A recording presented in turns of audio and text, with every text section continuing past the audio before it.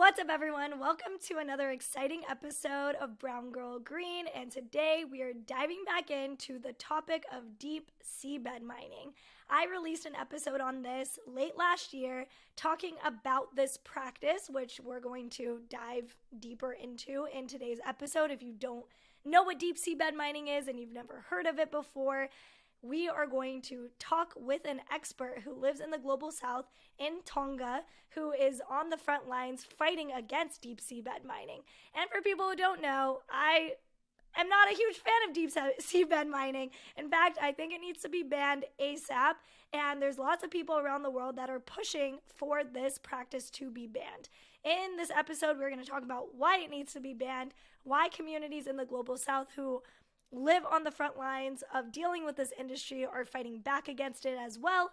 And we are going to get perspectives on why people are realizing, from the civil society to industries, that this is a practice that cannot exist on planet Earth.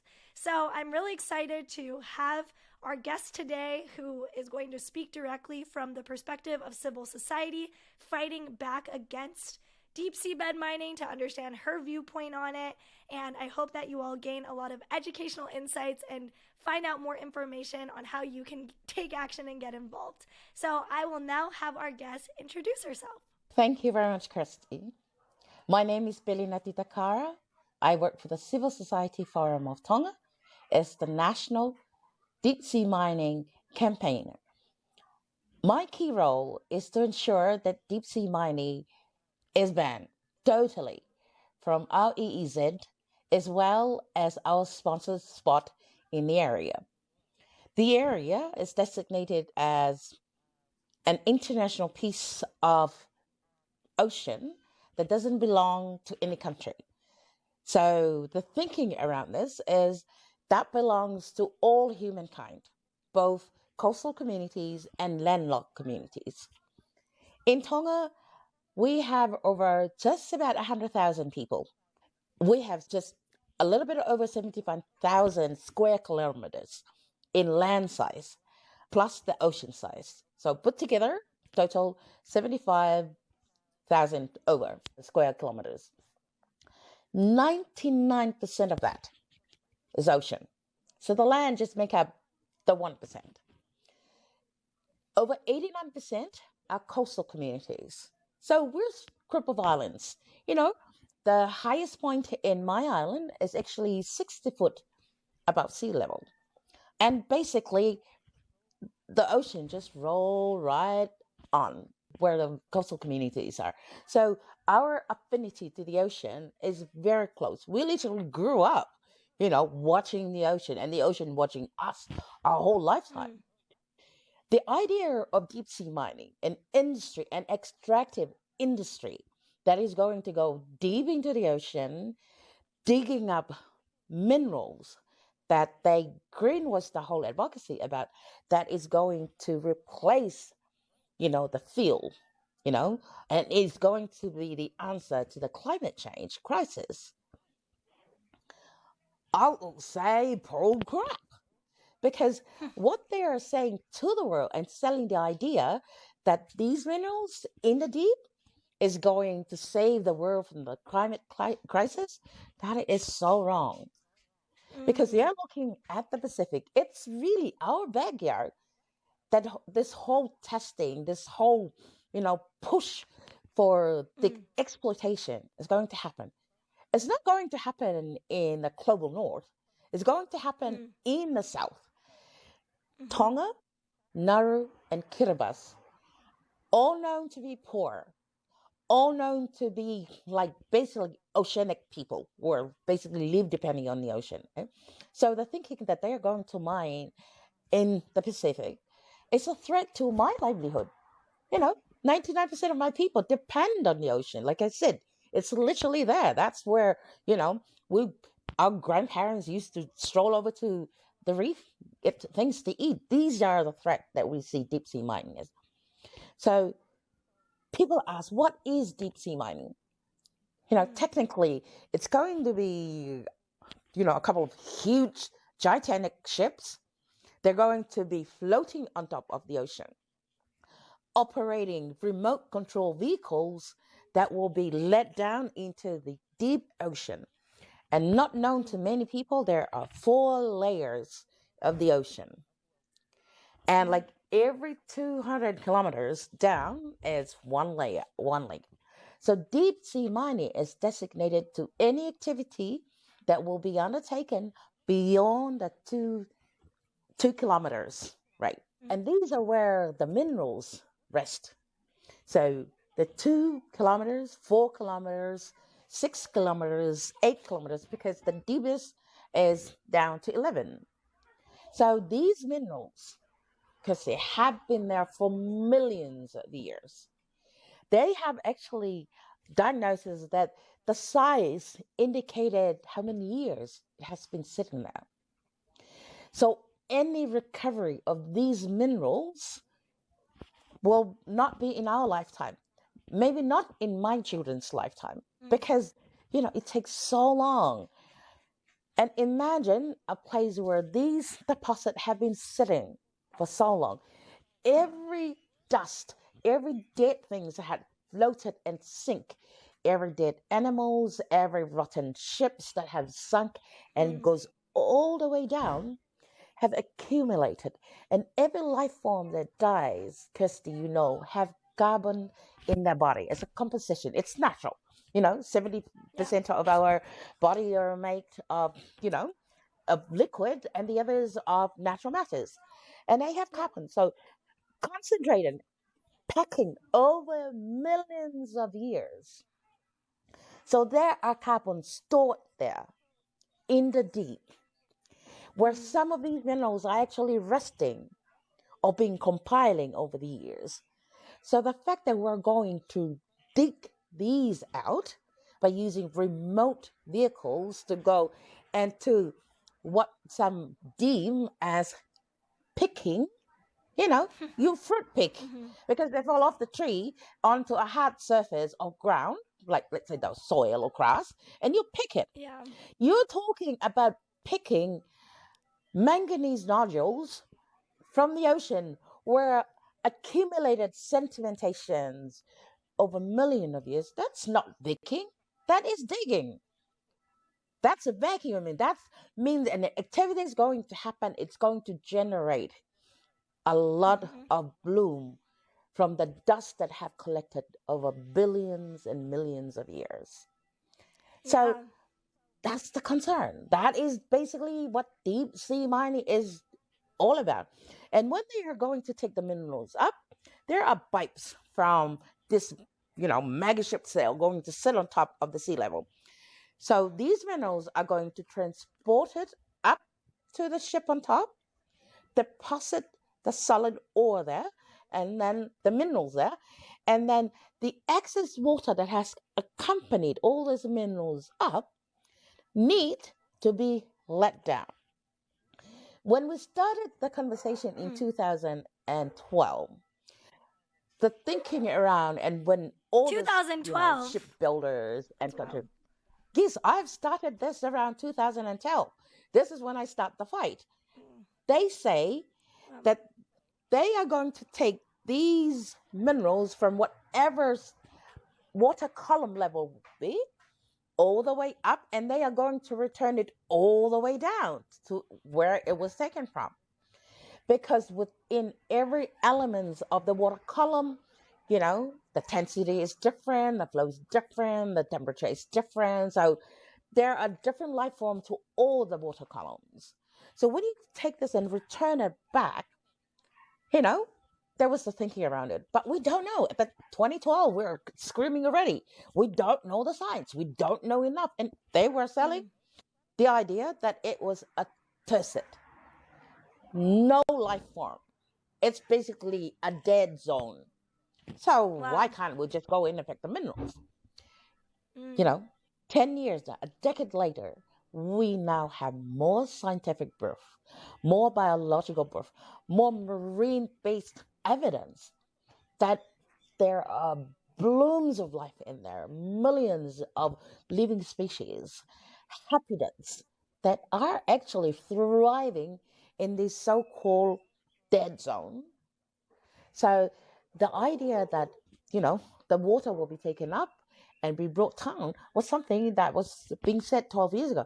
Now, everybody is all about the profit. You know, the more clearer the information, the more solid the evidence, the cost is climbing because everybody thought it was a prospective business. The coal rush, then that's the latest gold at the time. Uh, Right. Technology gone up. So the cost to actually transport all this wastewater all the way down become more costly and costly and costly. So the talking about now is it's not going to go all the way to its original place. It's going to be released somewhere in the water column. The fear is the first 200K distant from the top level. That's where a majority of the life forms are. And the threat to it is magnified so many other times because you're looking at every life form, every conservation industry out there are screaming because we have been trying to conserve, life form out there because we depend on it. And they help this whole, what food, that built this. We depend, the interdependency between us and them has already been confirmed. So these are the threats Yeah. and the concern that we have. Thank you so much for that rundown on breaking down why deep seabed mining is such an extractive and awful process. Can we back up a little bit? You said that in 2012, which is wild because I didn't know about deep seabed mining until probably like 2021. So I guess like about 2 years ago, it was introduced to me as a concept. But you've been knowing about this for almost 10 years at this point, or over 10 years. So Over could you 10 years back now. up? Yeah, that's amazing and crazy. And so I just want to know if we could back it up. Like, why was deep seabed mining even introduced as a practice? Like, why are people considering this industry? And you're talking about it being this gold rush and also this very greenwashed practice that is very destructive. Could you walk us through a timeline of what you saw on how this got introduced and how you're seeing it currently being like marketed now as this like Mm. environmentally friendly practice, which we know is a bunch of BS? My understanding that the whole deep sea minerals was something that was picked up in the 70s. At the time, it has a military background to why it was first cited. So I'm not going to go really deep into that. But the Pacific has its, history has started or long before the whole colonization process.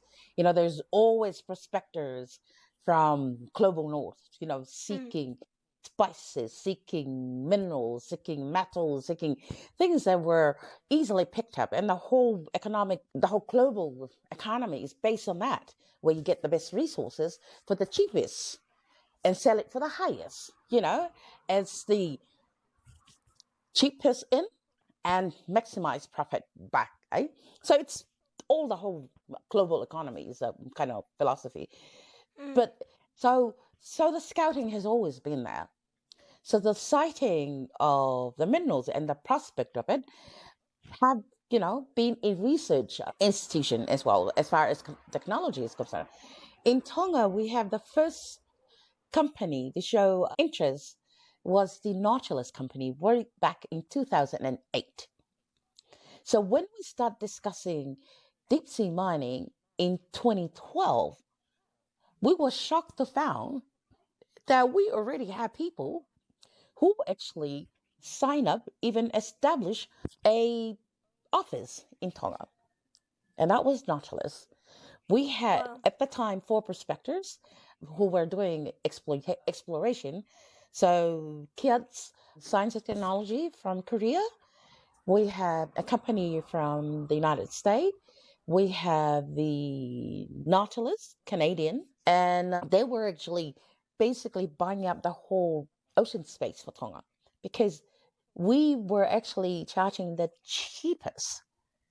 So that's something that actually accompanied being poor. People don't really know, what's the value that's out there until people actually find Mm, these things.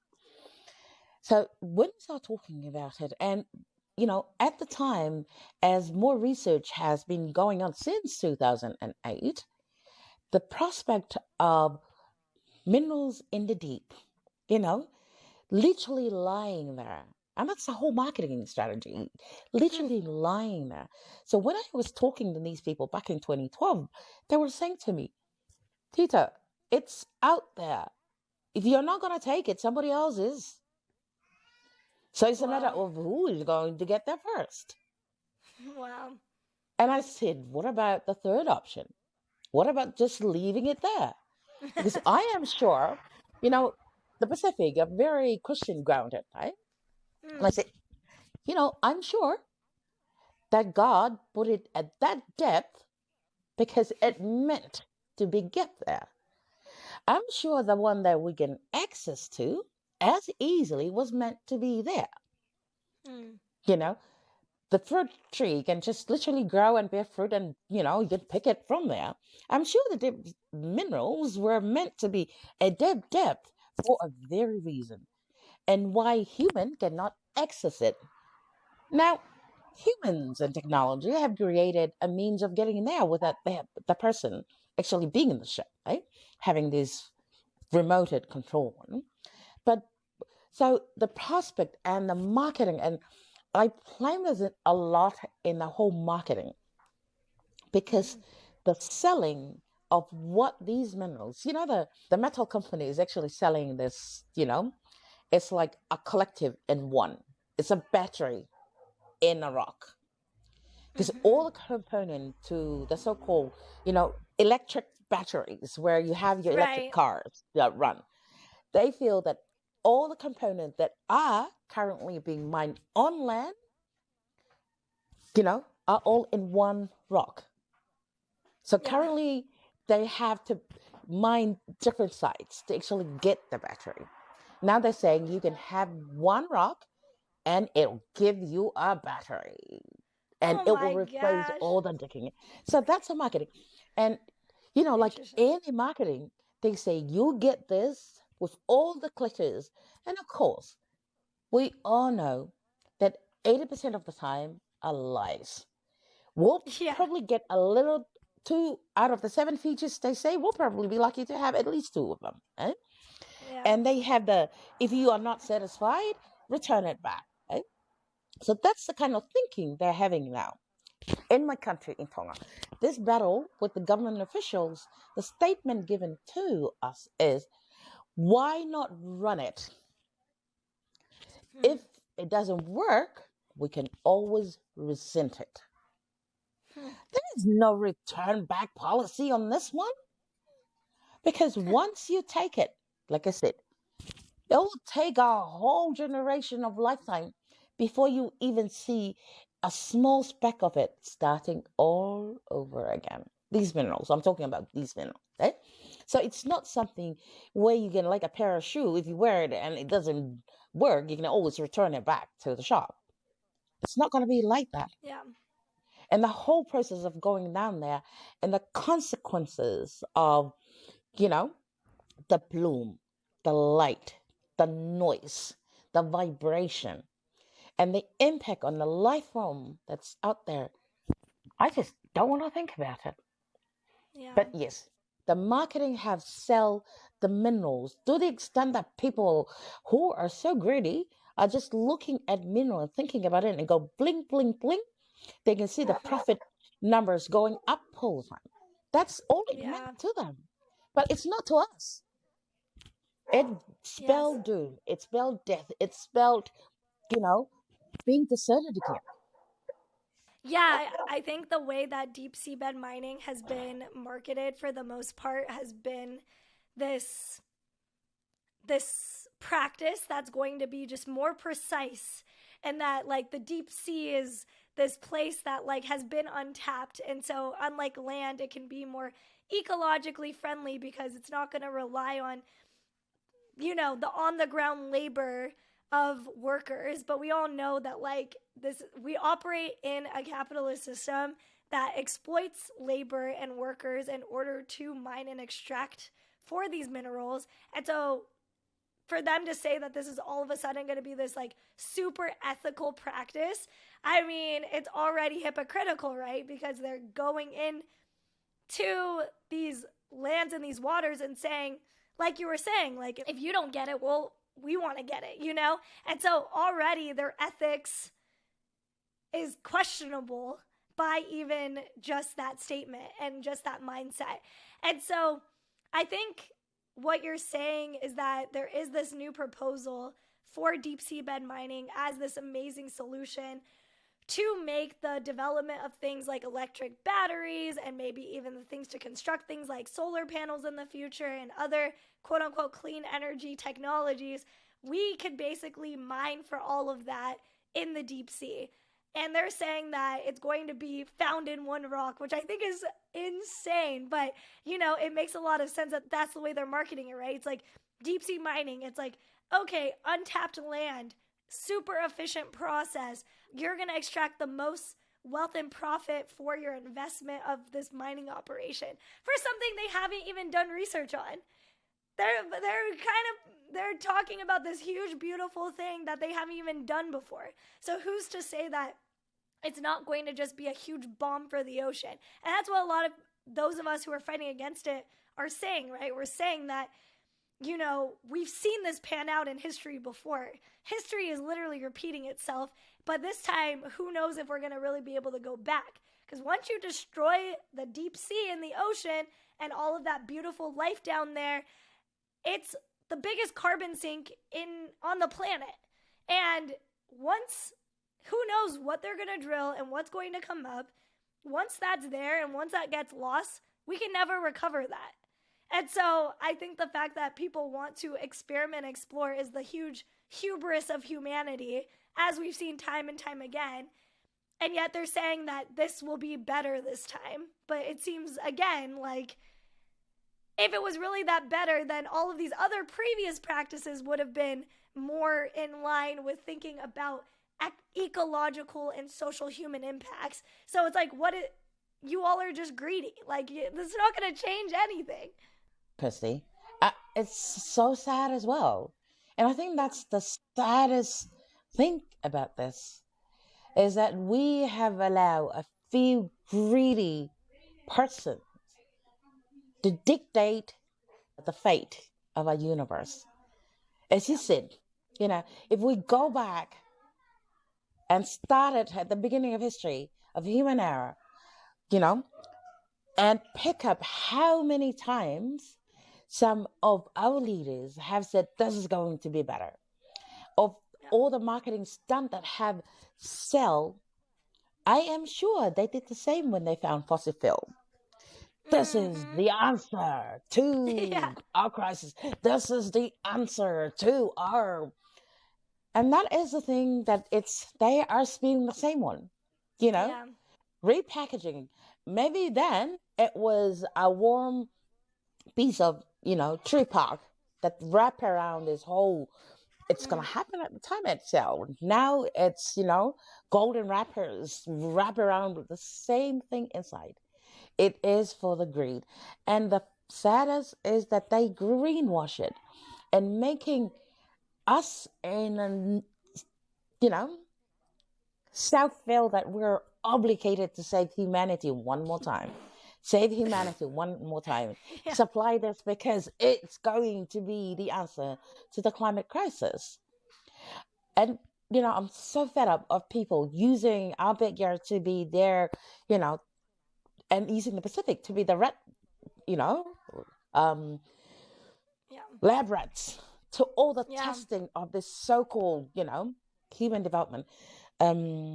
We have some of the Pacific Islands that were used. Christmas Island as one of the islands where America tested nuclear waste, you know, the nuclear bombing, and people are still born deformed. And, you know, coconuts still have the residue of, you know, the nuclear chemicals. We're looking at, we are going to be the same here in the Pacific. You know, a company from Australia actually mined Nauru, and if you probably recall, Nauru is important in the whole deep sea mining campaign is because they trigger a clause in the ISA UNCLOS, or the United Nations Convention for Law of the Sea, that kind of push ISA to pass all regulation within 2 years. And because they trick it like And can you tell 2 years people what ISA is? ISA is the International Seabed Authority. This authority is in Jamaica, in Kingston, Jamaica, and that was established in back, I think it was 82, and currently they have 136 members. Tonga is one of those members. So they kind of mandated to manage the ocean that is beyond any national jurisdiction. So, backtracking that, every island state, like my island, Tonga, from the low tide to 200 kilometers into the sea, those areas of the ocean belongs to that island. So we can make laws and policy to cover that area. Beyond that 200 meters, nautical miles, is the international waters. That's where International Seabed Authority have the authority to manage. So any minerals found around these areas belongs or is managed by the ISA. So since Nauru, as part of the member of the 136, trigger that 2-year rule, ISA is under obligation to complete all regulation and policy within 2 years. And that will be the June 29 of this year. So a lot of people are very, very worried because they know ISA is not capable. Maybe I'll backtrack that word. ISA would not be able to meet that deadline. Another part of that clause also means that if by the end of the 2 years, ISA is not ready with all the regulation and policy, whatever existing policy at the time should be enforced. So we are not ready in the region. As a matter of fact, on Friday last week, we launched for the first time a review of all legislation that we have in Tonga that is interconnected to protecting the ocean. So 20 pieces of our legislation is interconnected. Because whenever I talk about deep sea mining, everybody think that there are only two government institutes that should be worried about this. That's Ministry of Environment and the Fisheries. This review confirmed the interconnectivity of a whole lot of legislation, which also means a whole lot of government agencies that should be looking after this one. So I'm thinking, if Tonga is not ready when it's only so small, imagine the ISA having to mandate a whole bigger area. Right? So I think that's the worry we have now, that by June, what is going to happen? Would they go ahead and say, granted exploitation? But the issue about us, Kirsty, is not just that, eh? The fact that they might proceed and granted exploitation license to some of these companies. I'm bold-minded about the review we just had. It's meant that Tonga has already confirmed automatically a 40-year rules. If ISA say yes to exploitation, Tonga will automatically granted 25 years of exploitation to the mining company. So from my lifetime to the next 40 years, they will mine non-stop in Tonga. Yeah, what is your biggest fear about them mining in Tonga? First, the government is not ready to actually assess the impact assessment. So, they won't be liable if we don't know what to look for and what to make them, mandated them to actually due to repair, because part of the whole mining relationship and the so-called contractual obligation between parties and the sponsoring state is the fact that the state is obligated to monitor the company. But if the state has no idea, nor the expertise, nor the resources, nor the experience to monitor the company who has all the money in the law in the world and all the lawyers that could pay, the money could buy for, you know, how is that relationship compatible? Mm-hmm. And that's one of my big. Second is whatever happened down there, we have no idea. They are obligated to rehabilitate, or that mining area. We have now confirmed that there is no recovery within your lifetime. And how would we able to monitor when we'll be dead and gone, and the company taking the money, and so that is the biggest in our governance structure and our management responsibility. The biggest, and this top everything else, is the fact that they will destroy the very livelihood that my people depends on. We have seen countries who are basically poor but rich in abundance in their resources. That's defined my country. You know, we are not rich. We don't have oil. We don't have gold. The minerals is a latest discovery. But our biggest resources is our people and our ocean and the relationship they have. So we might not have all the latest cars, the latest gadget, but we have beautiful clean air. We have beautiful beach. We have an ocean that's full of living things. One of the fishermen stood up last week and he was literally screaming at the government for granting this new contract to the company, saying it's like you're spitting on my rice.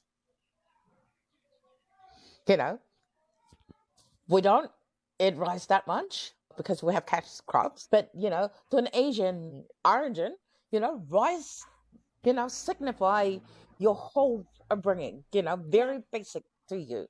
Yeah. So when somebody is spitting on your rice, that's what he was basically saying. Right?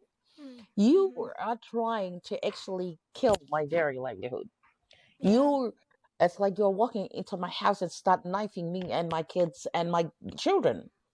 Because if you remove, if you let deep sea mining go ahead, that is what is going to happen in Tonga. Wow. And also because this whole idea of, they're selling is, don't worry, Tonga. Why are you worried? It's so far away. And to a small island who don't travel that many times, and to a community, it's like you're saying to a Tongan, oh, it's freezing out here. It's -8. They have no concept of what you're talking about.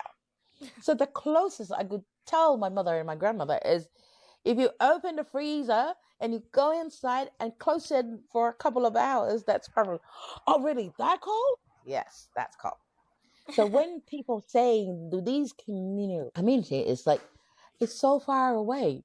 How can you conceptualize far away when you don't know what far away means? The whole idea of the ocean connecting all of us together, they won't know because they'll take a boat from one small island to another small island. And they will know if some of the people have done, there's some traditional practice in Tonga that you can take a very small tree plant and you wash it over a pool in the reef, and it will stun. It will stun the fish, and you can, for a couple of hours, and you can pick just the big ones and put it in your basket, and that's for consumption. And when the herb's effect wears off, the fish will run off. Mm-hmm. There has been some people who, are very greedy and they get a bigger pool. So people have seen it. So that's our example of implicating what deep sea mining would mean.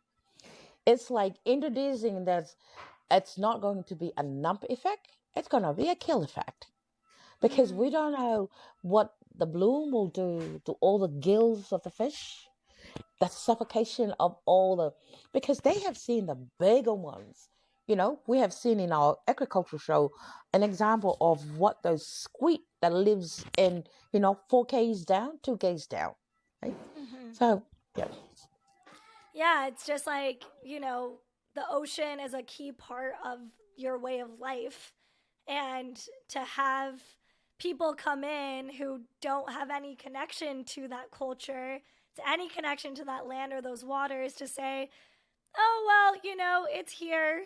It's here for us to use. And, you're just a small island nation. You're going to reap some of the benefits from what we're doing. You should just be grateful, right?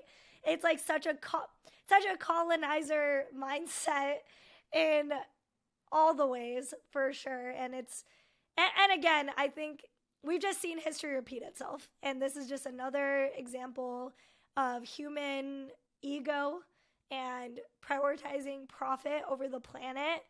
And people keep saying, oh yeah, like, we care about climate change, we care about ESG and environmental sustainability, but ultimately we got to make money, and we don't really care who we push out of the way in the process. And deep seabed mining is no better than that. So I wanted to, you were recently at the C7 summit in Japan, and you really stood up and talked about how destructive this industry is, and that you said those minerals are habitats for the resources that we live off of every day.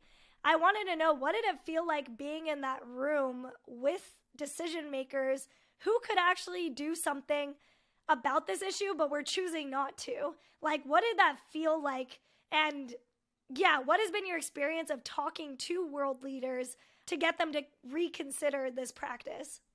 I think what actually came through to me at the time is that it's so easy for us to actually talk about human dignity and human rights based approach to all of things in life, and the very lacking in the practice. You know, our mouth says one thing, and our action don't match up. Sitting through that whole discussion and seeing people just they talk about climate crisis, which is true. My country has been named as the second most vulnerable to natural disaster in the whole world, right next to Vanuatu. Both of them are Pacific Islanders. And Vanuatu is not actually supporting deep sea mining. Mm. Tonga seems to be supporting deep sea mining. And the government seems to be, willing to go all the way out. And that's the most disappointing thing to me. But I was thinking, always, Kirsty, that because it's an international beast, you need to find an international sword to chop off Mm. their head. Because drawing here, it's not going to happen. Mm. We are a minority in the international platform. And if we don't stand together with the whole civil society body, we're going to get chopped off again and again and again. So when I was sitting there on that day and listening to the civil society, this is a collection of the top-notch civil society organization who should be representing the whole voices for the likes of us who barely have a space to issue our case. So that's the most disturbing and most painful and really hurting things for me. Is we're facing a whole lot of human rights base. And, science should be sufficient enough for them to be informed that climate change plus deep sea mining is an absolutely, absolutely no. Mm. It's the very bomb that will be exploding right up in our faces. Yeah. But it wasn't there. So you know. And I think we really need to be very mindful that if we're going to have human right based approach to a whole of thing, you know, there are those like us who represent the little guys who might not have the might and the political strength to be aggressively, shoving our way through in a lot of political decision in the world. But we have the right because a combination of a whole lot of us should be represented out there. Right. And yeah, I completely agree. I think it speaks to these bigger conversations around the climate crisis period, and that people who think they're coming up with the solutions don't actually come from any of the communities that are the most vulnerable, right? And this is again another case study of that, where it's like people who are pushing for a lot of these geoengineered technologies or these technologies to get us to transition, again, they're like, well, this is just the inevitable impact that's going to happen. These communities are going to be sacrificed. It's like, wait, what? Like, that doesn't make any sense. And so I want to get into alternatives, right? Solutions. If we get a moratorium on deep seabed mining, what are some of the technologies or the solutions that could be proposed? And something that we talk about in the previous episode I did on this, we talked about that companies and corporations that have been mining for these minerals in the first place should be held accountable to create more of a closed loop system of their minerals. I want to know if you could talk to maybe some of that from what you've seen as like alternative solutions to deep sea mining. If we did get a moratorium, how can companies source these minerals or be held accountable to not have to mine and extract from places like Tonga? I just want to know a little bit more on your viewpoint on alternatives and solutions. Chris, this is really critical because our fight, we also need the source alternative. Yeah. Because the climate crisis is still going to happen and Tonga will still suffer. So we can't just spew things out there and not consider what are the alternatives, because we still need to curb climate warming, the frequency, the intensity, which science has led to a lot of human activities that we actually contribute a lot to this one. So that we started a project back in 2012 when I started deep sea mining campaign. We started a project that was actually financed by the Global Environmental Facilities. We collected all old computers, old fridges, anything that we can actually unpack, taken apart, recycle, and then send back all the golden pieces, all the medical pieces, all the plastic, and we shipped that to Australia. So we did that in 2012, 13, 14, and 15. Then when we finished the funding for the project. But it worked so well. And these are some of the stuff that we need to do. Recycling existing one. Because I believe, and there has been a lot of studies now that are actually coming up with results that are really amazing. If we're driving toward actually getting still the same minerals that are being advocated to be contained in the one in the ocean, we already have a stockpile out there. Rather than reinventing new things, why don't we reinvest in recycling? The Pacific is also a dumping place for all this age gadget of the global north.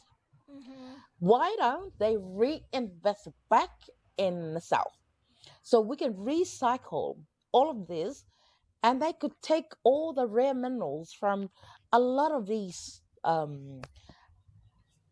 equipments and infrastructures that we have in place. There is also a very high chance that terrestrial mining is not going to stop. They are actually building up to be more of them. As from the experience in the that was the thing I Japan want. Yeah, trip. just really quickly, I just want to jump in that, like, for people listening to this, a big thing that they're pushing with deep seabed mining is that it's going to, like, reduce the amount of on land mining, but the data is showing that actually land mining is continuing to increase tenfold. So it's a bunch of BS. Again, it's just like a marketing PR thing. Just want continue on. I just want to include that in there. Yes.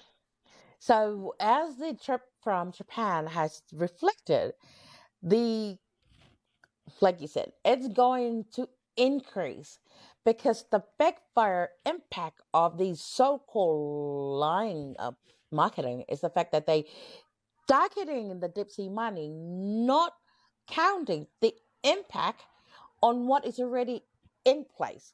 Mm-hmm. Every other mining companies that related to lithium, cobalt, copper, and that are going to just gone up because we all know it'll take a lot longer to start any mining operation. So by the year 7th, 8th, and 9th, for them to turn profit, those one already established on land will be making mega bucks on top, cannibalizing on the marketing they're already done now, right? So that will be the dogfight between, terrestrial and deep sea mining companies. The implication to us who are going to feel the impact, like Tonga, it's not going to be even good because we know that the climate crisis will increase, the world temperature will increase, the consumption of fuel is going to increase, and that also the lies that are not being told. Up front, the whole marketing, clutter is behind that operation. There are going to be a lot of fuel used to undertake mining. On land, what about those ships that are going to be floating out there? Are they going to be just all electricity? Or are they going to still need fuel Right. to be operation? So, nobody is talking about what are the fuel consumption that calculated or factor into deep sea mining. No company has ever come up with that. So it's all the whole glory, glittering story. Right. So those are the question that has been coming around. So a lot of now civil society have gone into the whole idea that we need to recycle, repack, and reposition what we already have.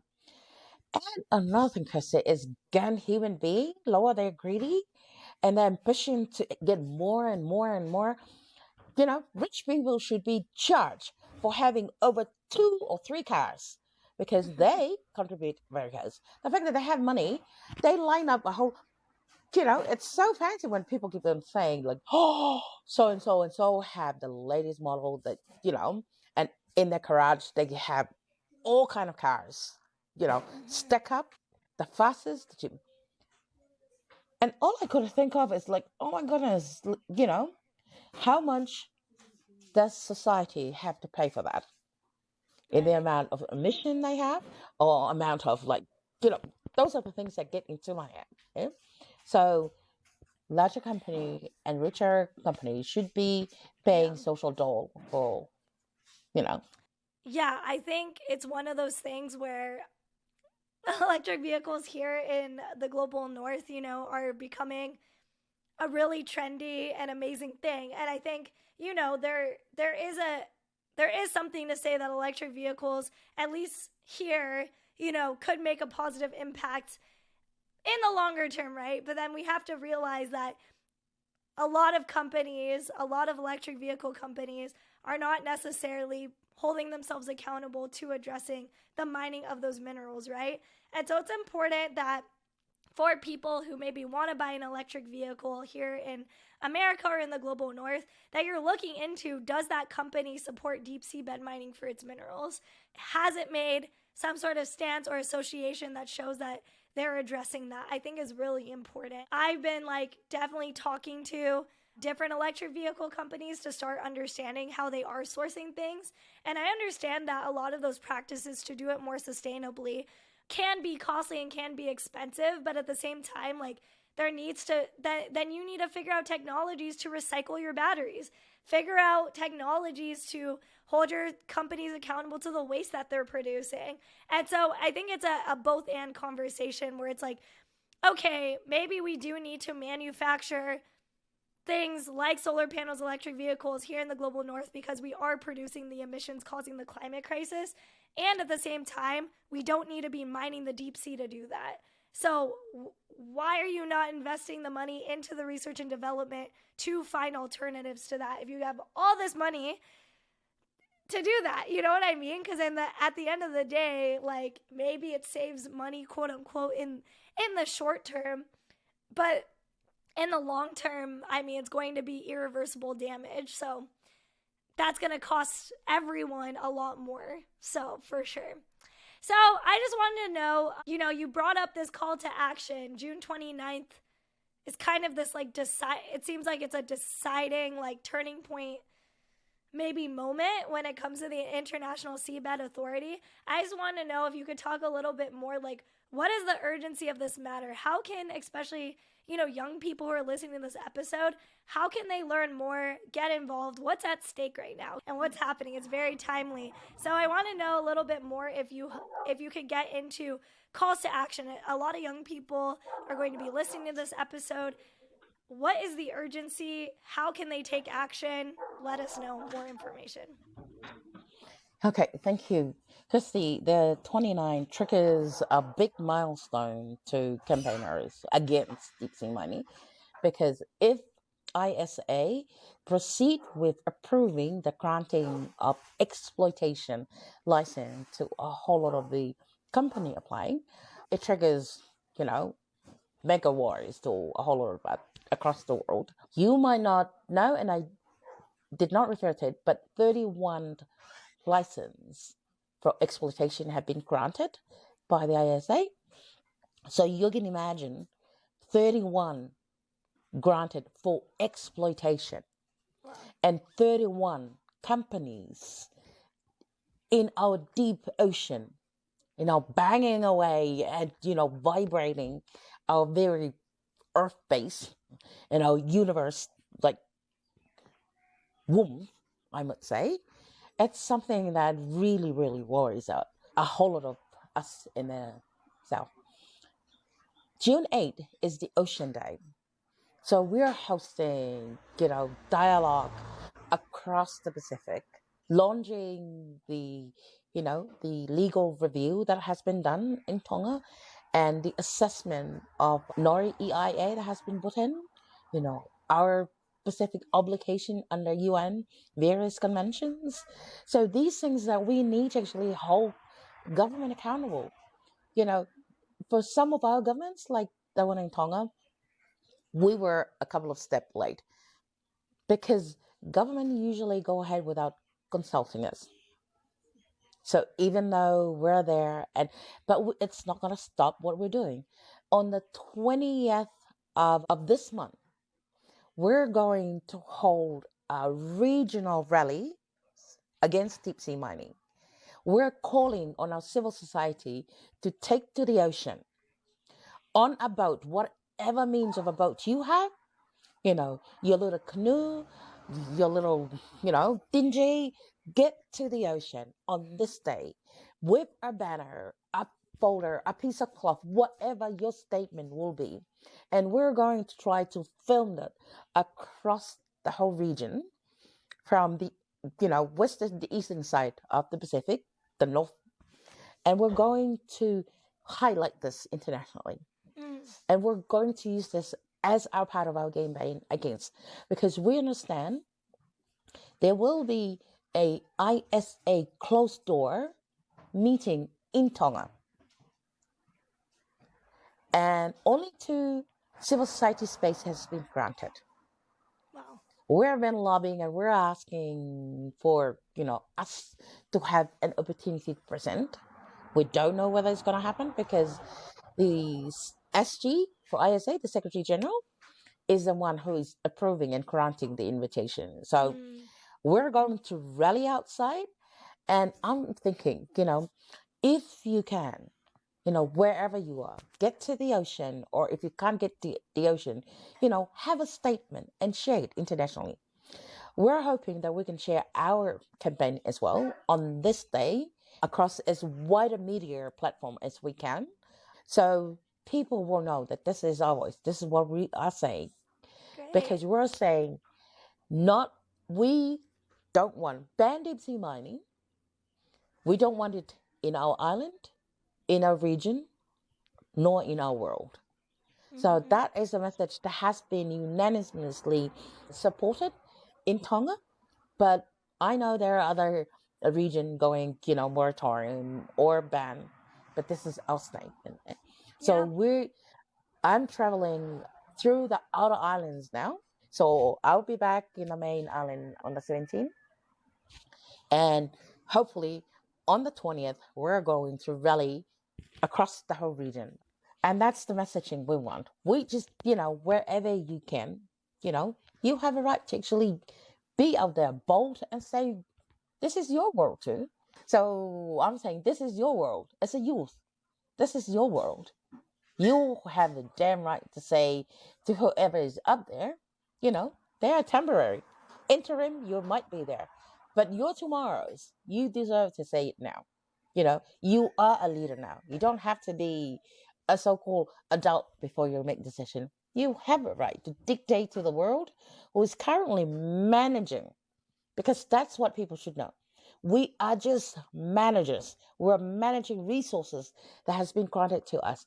That's not for you to exploit or destroy it, because you owe it to the next one to pass it on. So the intergeneration rights, it was granted to you. And whatever form it was granted to you, you can make it better before you pass it on to the next one. Amazing. And so to wrap up, so just remind us, like, what are some key days of action that people Mm. can take action? Is there a petition? Is there a place people can donate? If you can share just more ways, like if there's any website or some way people who are listening, they can like take action with you all this month. Okay, thank you very much. We have a whole group of association that we're actually working with. So in Tonga, we don't have a helpline or help website where we can donate. We have been running this campaign since 2012, and we didn't receive our first support until 2020. Wow. So the first one we received was a $4,000 support from TSCC, for Sea Mining Coalition, Conservation Coalition. So they did just to support our media to get out there. But the fight is there. The money would be most welcome. But when there is none, we'll still have the struggle and movement. I know there are other organizations such as yours. So, to wrap up this episode, you provided us with such incredible information, but I want to tell the listeners back home, I have a lot of people here in America and the global north who will be listening to this episode. What are some ways that they can learn about upcoming actions to help amplify from abroad? And is there any way that they can follow you on social media, donate to your cause? Okay, thank you very much. I think from now on, our program for June is really fun on. From now until the 17th, we're collating information from all across the island. On the 8th, which is next week, there will be a broadcast across the region. There will be a streamline event that will be going on. So civil society have their Twitter, Instagram, Facebook. We have a website. So, it's csft.to. That's actually our address. Or you can find us on Facebook, Civil Society Forum of Tonga. So I will share the information with you, Kirsty, so you can post it if you need, and you can follow us on that one. On the 17th, we'll have the first draft statement, and that could be shared also through our media. On the 20th, we are going to rally outside. That's when the ISA closed door meeting will happen in our capital. We'll be rallying outside the hotel, I might be outside if I'm not accepted to be inside. And I might be inside presenting our statement if I'm allowed to enter. On the 20th as well, we have asked to be for a civil society demonstration of our wish to ban or go moratorium all across the Pacific. And that's mean we're going to ask our community who have boat dingy of whatever it is they use for their fishing to be out there in touch with the ocean, floating on it and demonstrating to the world that we wanted to protect our ocean, that we wanted deep sea mining to be banned, stopped, or precautionary pause, whatever it is, we're going to have that demonstration on the 20th. Amazing. And it, and if anyone wanted to help, that is also another information that we can give out for anyone who wanted to financially support or help the work that we're actually doing on the ground. I will also pass on that information to Kirsty. Great, great. Awesome. And people can read in the show notes. I'll be including ways that people can donate and support, as well as those social handles to learn more information. And is there any last statement you wanted to leave the audience with that they should think about when it comes to deep sea bed mining? Any last words that you have? Thank you. Deep sea mining is not the answer to climate crisis.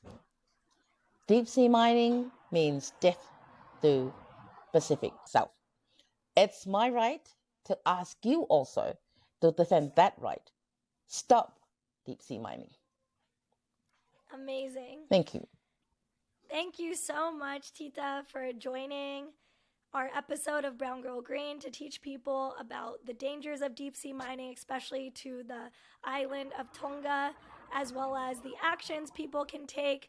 As was mentioned, definitely make sure that you follow their organization, the Civil Society of Tonga, as well as just to learn about how more communities in the global south are fighting against deep sea mining. And as Tita mentioned, there's going to be a rally around June 20th, the end of the month, because the ISA is going to be making a lot of decisions towards the end of the month around licensing and allowing more companies to be allowed to do deep sea mining. And we really want to make sure there's amplification to say that, especially young people, we're watching these companies and this is our future. This is the planet, and we can't allow deep sea mining to be a part of that. So thank you so much, Tita, for your time, for joining us on today's episode. And yeah, let's all work together to ban deep sea mining. Thanks, everyone.